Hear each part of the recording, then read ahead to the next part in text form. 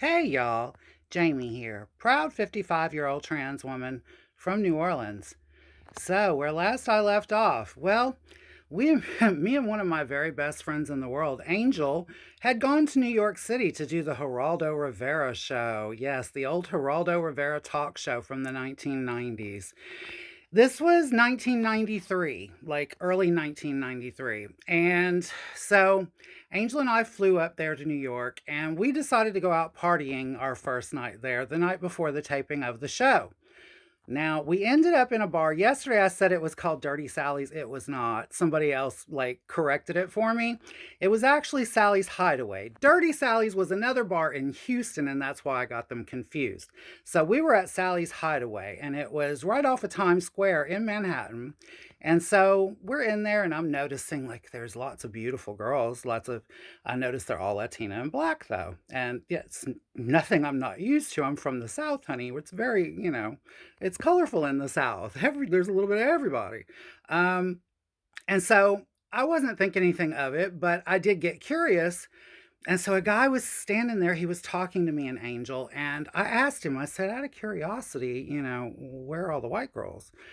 And he said, well, we occasionally get them in here. They just don't usually leave alive.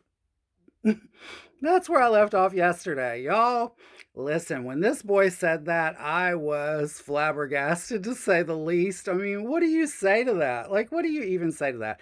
Obviously, I think he was being, he was exaggerating somewhat.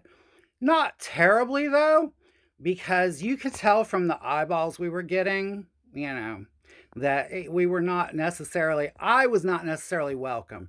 Angel, listen, Angel's Mexican, so Angel was fine. They weren't paying her any mind.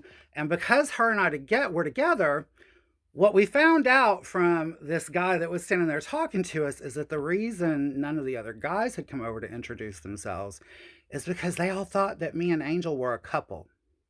Yeah, yeah. Angel, listen, Angel was a beautiful girl, very beautiful, but Angel had a masculine energy. I don't want to say she was trans, she was genuinely trans. She had gender dysphoria, but Angel was Angel was colorful. Angel gave you energy that could go either way. She gave you very dominant energy, is the better way to put it. Dominant energy. That's a much better way of wording it. I wouldn't say masculine, dominant, distinctly dominant. And so they thought that she was my lover and that, she was the butch one and I was the femme one. So yeah, that's why they hadn't been talking to us. So, anyway, we have a good time that night. Everybody kind of chills out. Some of the girls talked to us, some of them did not. Most of them did not. And the next morning, Angel and I wake up hung over, and we've got to go do this talk show, right? So they sent a town car for us. We were waiting in the lobby and they sent a town car for us and they take us to the studio and they take us to the green room. They show us to this green room, right? Now, they didn't have any kind of makeup artist or anything like that. We had styled ourselves because I didn't trust that anyway. So I went ahead and we styled ourselves. And it was a good thing that we did because they had nobody there to do it. Now, we're in the green room, y'all. And keep in mind, Angel and I both come from Houston to begin with. All right. I'm originally from New Orleans, but when I started as my trans journey, it was in Houston. Okay. And so we're in the green room, and into the green room walks Marvin Zindler. I know most of you are probably like, who? Who the fuck is Marvin Zindler? Marvin Zindler, if any of you know the movie The Best Little Whorehouse in Texas, yeah, it was based on a true story. And the character that Dom DeLuise played in The Best Little Whorehouse in Texas, yeah, that was Marvin Zindler. Marvin Zindler was the real life man. And Marvin Zindler was constantly doing exposés in Houston, Texas.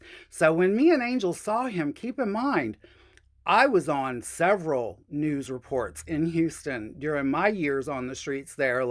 They caught me on camera several times. My mother even said she was sick of seeing me on the news. So, yeah.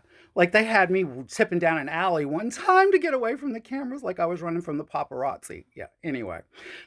So anyway, we see Marvin Zindler and we think, "Oh my god, he's here for us."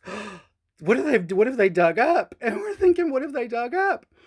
So, it comes time for us to go out on stage, and Angel said she needs to use the bathroom. So I'm like, okay, well, I'll meet you out in the studio, right? So they escort me out to the studio and I sit down in the front row and I wasn't up on the stage. Angel was going to be on the stage. I was in the front row with the spouses and caregivers and stuff like that, a nurse, something like that. So that's where I was sitting. Well, y'all, they bring Angel in when she's done using the bathroom and she sits down. And Angel looks at me, and I instantly know, uh-oh. And she starts cussing. These motherfuckers, Miss Thing. I hate this fucking place. I'm going to go off, and I'll let all of these son of a bitches have it. I'm about to... And I'm like, what the hell? They made me use the men's room.